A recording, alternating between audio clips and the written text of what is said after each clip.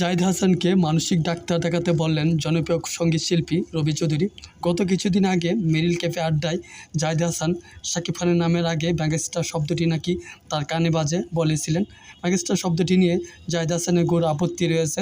এবার জাহিদ হাসানকে মানসিক রোগী আখ্যা দিয়ে সঙ্গীত শিল্পী রবি চৌধুরী তার ফেসবুক পোস্টে লিখেন, সবার প্রতি সম্মান রেখে বলছি, যেমন নায়ক রাজ রাজ্জাক, মহানায়ক উত্তম কুমার, শাহেনশাহ অমিতাভ বচ্চন, কিং খান শাহরুখ খান, দেশ বিদেশে আরও অনেক মেগাস্টার আছেন যাদের নাম লিখলাম না। এইসব বিশেষণ থাকতেই পারে।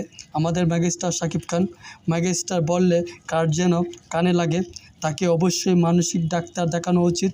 শুধু রবি চৌধুরী নয়, এরকম প্রতিবাদ আরও অনেক অভিনেতা অভিনেত্রী করেছে।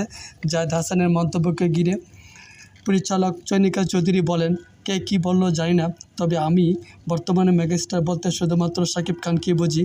শাকিব খান সবসময় এইসব ব্যাপারে নিশ্চুপ থাকলেও সাকিবিয়ানরা চুপ থাকেনি, তারা তাদের জায়গা থেকে সবসময় প্রতিবাদ করে গেছে।